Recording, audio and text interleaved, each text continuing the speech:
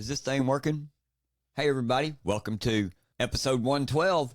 Before we get started today, though, let's remember our sponsor. Today, our sponsor is Brickhouse Nutrition. And one of the great products that Brickhouse Nutrition has is Field of Greens, your daily dose of vibrant nutrition, packed with organic greens, fruits, and vegetables. Each scoop delivers essential vitamins, minerals, and antioxidants. Simply mix with water or add to your favorite smoothie for a refreshing boost of vitality. Fuel your body with the goodness it craves. Experience the power of Field of Greens and thrive every day. I love Field of Greens. I have some myself. I use it every single day. It gives me energy. You know, after I get through drinking my coffee, of course, I have a green drink, and I love it, and I put it in my green drink. It's part of it, and they have different flavors. I have the wild berry, so check them out.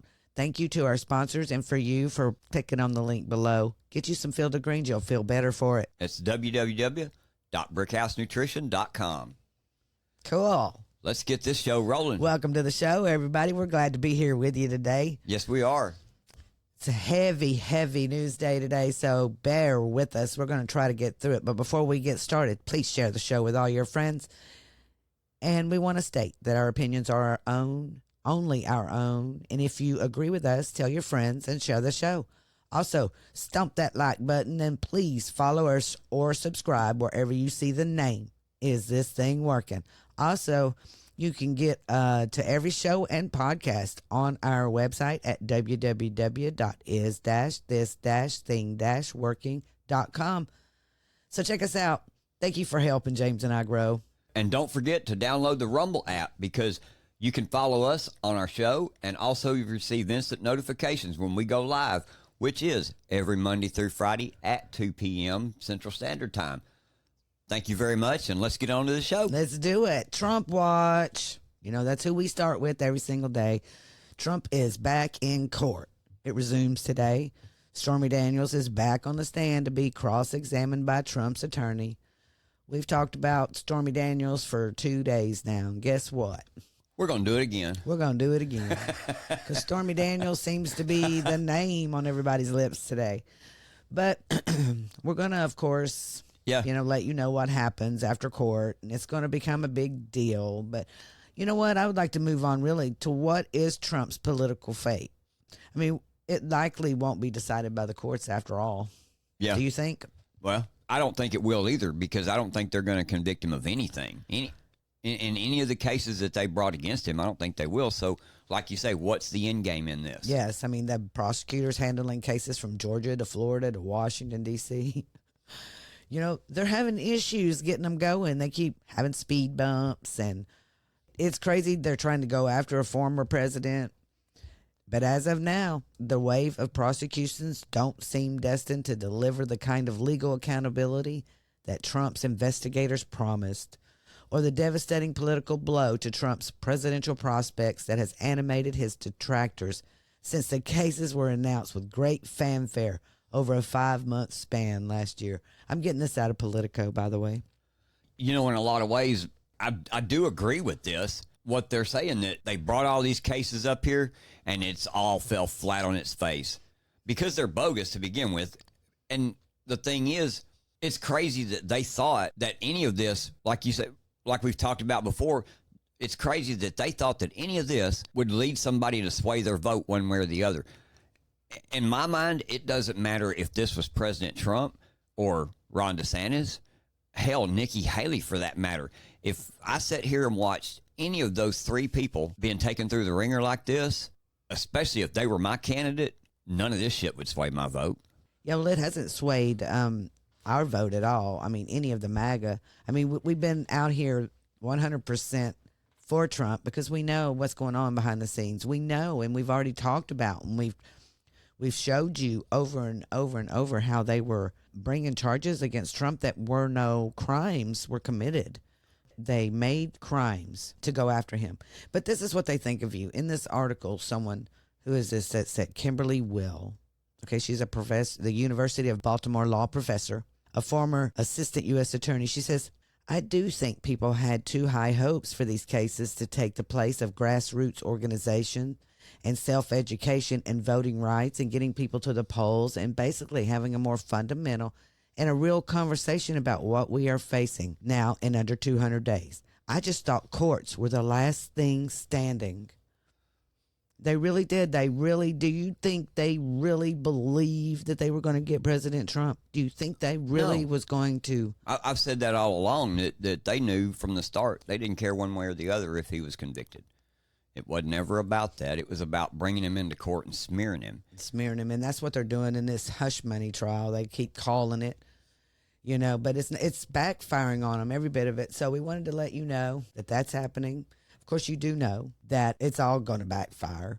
Well, I agree, because one of the reasons that it's going to fail is because of the fact that they're going to try to play the same game they played in 20. They're going to try to censorship us again with the help of who? The feds? Big tech. Yeah, big tech. And it goes right along with this article. We have FBI censorship ramps up censorship efforts ahead of the 2024 election. Out of the Federalist, the FBI has resumed collective efforts with social media companies to censor posts it claims are disinformation, in quotes. The Federalist has learned. And this is what the headline is talking about. It says, on Monday, Senator Mark Warner, a Democrat of Virginia, the chair of the Senate Intelligence Committee, he told reporters that federal agencies such as the FBI and Cybersecurity and Infrastructure Security Agency, or CISA, restarted discussions with big tech platforms. According to NextGov/FCW, this coordination will focus on, in quotes, removing disinformation on their sites as the November presidential election nears. Warner claimed these talks resumed in March around the same time that oral arguments in Murphy versus Missouri case, which is in front of the Supreme Court, and it centers on the Fed's censorship efforts. Which was heard by the U.S. Supreme Court, and we're still waiting on the ruling on that, which we're probably not even going to get till June. So they haven't till the Supreme Court finally comes out with their order for the feds to go ahead and just take you down. Yeah. You will be seeing more and more. We've already been seeing it on Google. There's so many things that you can't find right now that when we go to look for research, and we know it's there, we've seen it, we've read it, it's gone. And the most interesting part about all of this that I think so is the fact that Senator Mark Warner, who is a Democrat, is the one that brought this warning out here to everybody and said, hey, this is going on. To me, that's kind of interesting. Does that show a shift? I think they're just telling you what they're doing. But it goes on to say, in quotes here, it says, the FBI remains committed to combating foreign malign influence operations, including in connection with our elections. That effort includes sharing specific foreign threat information with state and local election officials and private sector companies when appropriate and rigorously consistent with the law, the representative claimed. In coordination with the Department of Justice, the FBI recently implemented procedures to facilitate sharing information about foreign malign influence with social media companies in a way that reinforces that private companies are free to decide on their own whether and how to take action on that information. In other words, what they're saying is, we're going to just twist your arm a little. You decide what you want to do, and then we'll decide how we'll react. Yeah, and this was an FBI spokesman. And it's interesting that they say that and they bring that up there, because then later on in the article it says CISA Internal Affairs Specialist Tess Heyer declined the Federalist request for comment on whether the agency has resumed discussions with social media companies to combat what it claims to be disinformation. But she said that CISA Director Jen Easterly will be participating in an election security hearing in the coming weeks. But then it goes on to say what I was talking about the FBI spokesman. Neither the FBI nor CISA responded when pressed on when they restarted communications with social media companies on efforts to remove posts containing this so-called disinformation. And they also wouldn't identify specific companies they're working with on these efforts, and neither agency provided an answer when questioned on how they determine what constitutes disinformation or other federal agencies they are collaborating with in these efforts to have this disinformation removed from the social media platforms. That's what's going on right now, and you see it everywhere. I'm going to ask everyone, I know that Twitter has been one place that people have just stayed away from for so many years, But I'm telling you, if you want real information at this time, I'm not saying they're 100%. They're probably 79, okay, over the rest of them. But you can at least find stuff, because there's been a lot that's come out over the last week that we are starting to have a hard time finding, and the only place we can find it is on X. That's why we get most of our information there. But COVID is a big thing that's being brought out right now, because the House and Judiciary Committee have all had these hearings, and the findings are coming out, and they're finding out so much that's happening, and you can't find it anywhere else. And you have also big streamers that are panicking by talking about this stuff already on YouTube. You know, they shut their shows down because someone mentioned COVID in a wrong way. Timcast did it last night. You know, so this is already happening. Yep. And we should not be afraid in our country, in America, afraid to talk about the truth. Yeah, and like I just mentioned earlier, they're going to play the same game they did back then. We know how to combat that this time. Don't let this happen again, people. Yes, and don't shut your show down, Tim. Don't do that. I mean, that is hurting your voice, and we need your voice out there, and you need to be strong. I'm just saying, you need to be strong, dude. You need to step up. Yep. If you're principled, then you come out and speak the truth, man, and don't let them push you down. That's it. Don't let them push you back, man. Don't do it. I mean, look what they're doing to Trump. We've been talking about Trump and everything, but the Washington Post has already started this. I mean, they came out with this article, and what they're doing is they're trying to push back on the influencers who spread Trump's words, because the social media and the mainstream media will not play his speeches. Yep. You know, they don't play anything that's positive for President Trump. Everything is negative. It's always they framed take that negative. way. They take the total negative sound bites from his speeches, and that's what they play. But Truth Social scares them to death. Oh, my gosh. Yep. Here's an article from the Washington Post. Matter of fact, it's a collaboration effort between Sarah Ellison and Clara Morris. They wrote this yesterday, and it's titled, How Trump's Allies Amplify His Truth Social Messages to the Wider World. On the second day of his civil fraud trial in New York last fall, Donald Trump posted a photo of a young woman, Allison Greenfield, standing next to New York Senator Charles Schumer. Trump claimed falsely that she was Schumer's girlfriend and was running this case against me. And then they post a picture of the Truth Social post. Yeah. And this post that Trump put on there, it only got about 1,400 shares, and that's modest for a former president whose Twitter account had nearly 90 million followers. But Judge Engeron, who oversaw that trial, ordered Trump to take down that post, which he did the same day. But the message was already out. The next day, insults directed at Greenfield flooded right-wing podcasts and social media. And here we go. And this is some of what they're scared of. Mm-hmm. This is some of what they don't like, is the fact that they think they have a voice and that they can speak, but you can't say nothing. Nope. And they're the only ones allowed, the influencers.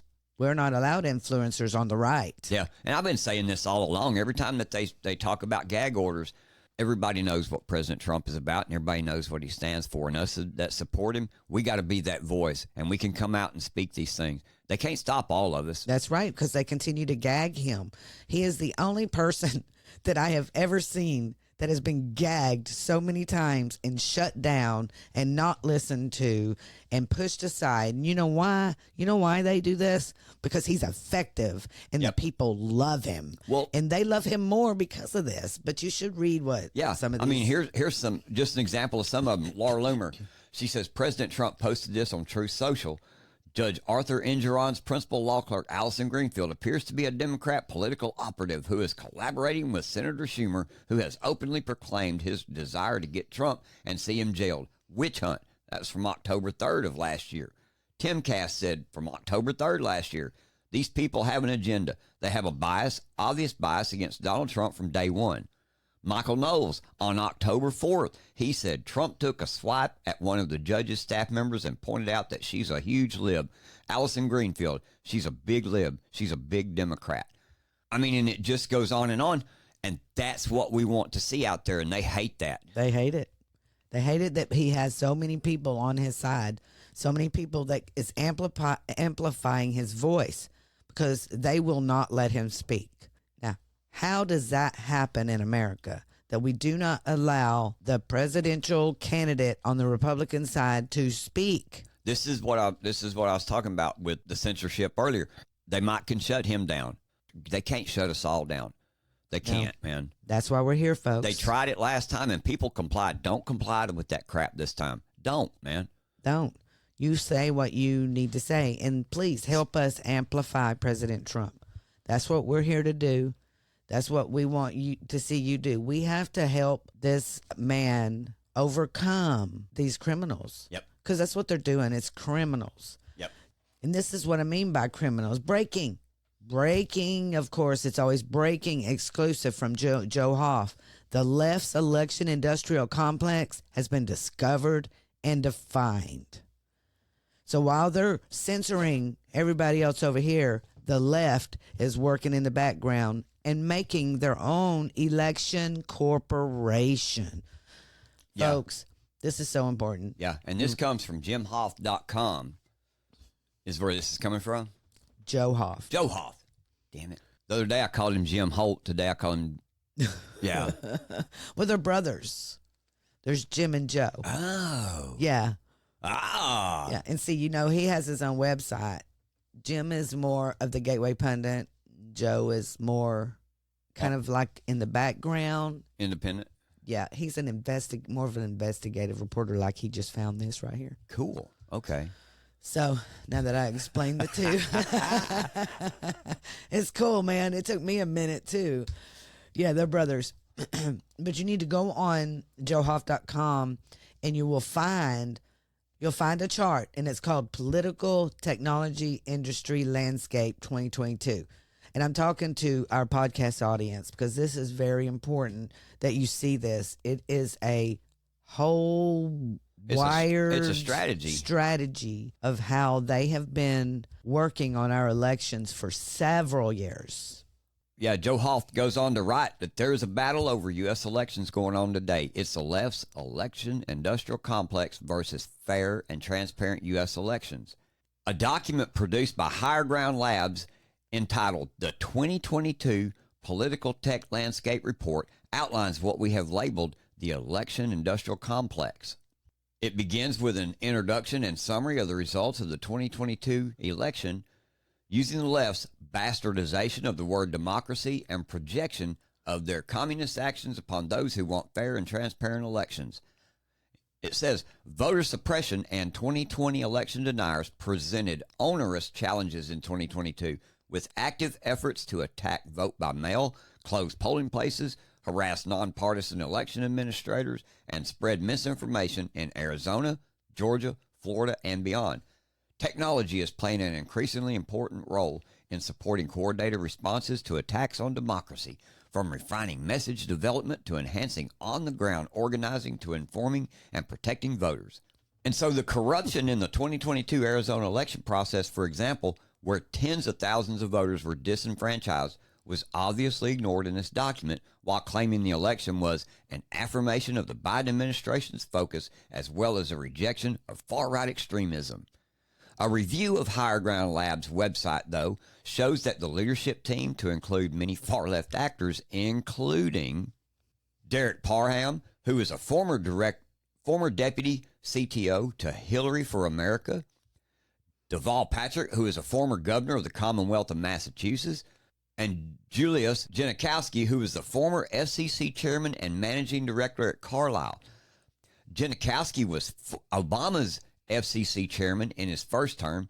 Genachowski's connections with Higher Ground Labs indicates that this effort may have started under the Obama regime, although Higher Ground Labs indicates it started after the regime ended. They go on to try to defend themselves and say that since 2017, Higher Ground Labs has built an enduring platform for technological experimentation and iteration. We have invested in dozens of companies, many of which have become integral components of the political tech for the left. In 2020 alone, our companies reached 7,500 campaigns and 70 million voters. If this effort started under the Obama regime, it was likely paid for using government funds during the Obama years, and then it was moved to the nonprofit arena after 2016. This is an important thing to remember here. It says Higher Ground Labs claims that its mission is as followed. Higher Ground Labs is a startup accelerator and venture fund. We support startups building technology that helps candidates win. But Higher Ground Labs created and published its 22 report that describes its landscape and connections in the election industry complex. It outlines the many initiatives, connections, and activities it is involved in and the players it interacts with to ensure radical far left and increasingly communist anti-American Democrats win elections. Here's the important part. This landscape involves nonprofits and publicly traded companies which prevent the public from requesting information that will be required to be provided by the government in a FOIA request. Folks, that's how they do it. That's your shadow government right there. There you go. NGOs. Yes. Yes, they are using NGOs to take over the government, to take over America. They're using publicly traded companies. No wonder why.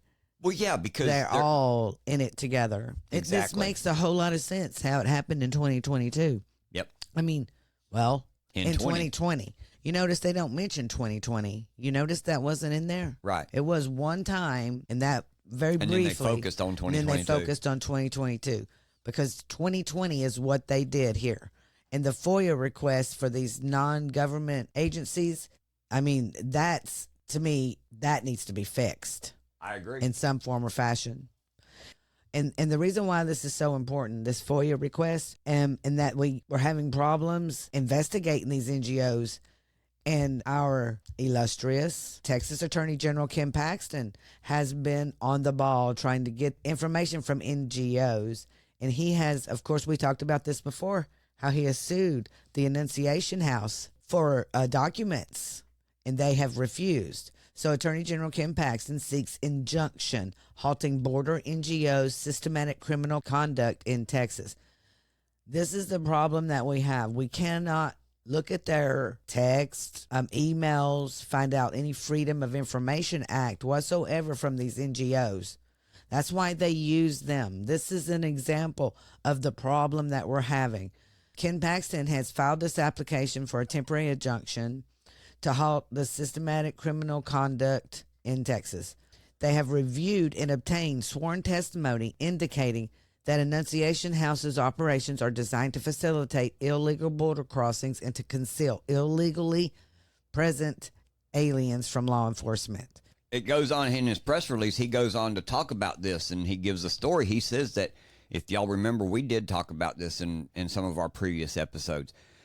It says earlier this year, the Office of the Attorney General issued a request for documentation from Annunciation House in an effort to understand its operations. So instead of producing a single document, Annunciation House sued the OAG, and since that time, Annunciation House's own sworn testimony has shown that Annunciation House operates as a criminal enterprise. It knowingly shelters illegal aliens who evaded Border Patrol when crossing. It even goes into Mexico to retrieve aliens who Border Patrol denied. Then, by its own admission, it conceals those people in its shelters from law enforcement. It will let any alien in, yet it paradoxically refuses to comply with any law enforcement demands. In its own website, even boasts that it houses people who cross the border with help from a coyote. If we work... I get it. Our country is being systematically being invaded by who? Illegal aliens. How? Through NGOs. How are the NGOs operating? Through our money. Through our government. Our government.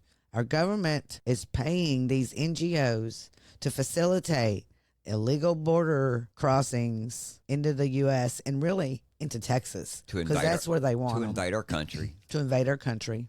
And they get help from a coyote. I mean, these are criminal enterprises that the government is funding with your money. And there is nothing we can do except for continue to sue them like Ken Paxton is doing to try to get some information out of them. And who knows if he will. We just got to keep exposing it. We have to. We have to keep exposing it. Or we can do what our other illustrious person in Texas, our governor, does. He just ignores Biden. Which he is came out yesterday and he said, I'm just going to read his tweet. He says, Texas will not comply with President Biden's rewrite of Title IX, period. Today, I instructed Texas public colleges and universities to ignore this illegal rewrite. And it is illegal, folks. They cannot do this. President Biden cannot rewrite a law. There you go. Yep. Texas will not let President Biden impose a leftist belief and erase advancements our state has made. Is this thing working? Rise up. Well, hey, everybody, that's it for today. Thanks for listening, and I hope you've enjoyed the show. Hope you've learned some things about what's going on around us in the nation and in your communities. You know, we couldn't do this without your continued support either. We appreciate all of you showing up, taking the time to listen to us today. So please, like I say, make sure to hit the like button, share our show with all your friends. We'll see you next time on Is This Thing Working? And as always, I'm James, and that's my lovely co-host over there, Denise. and we'll see you next time. We're out.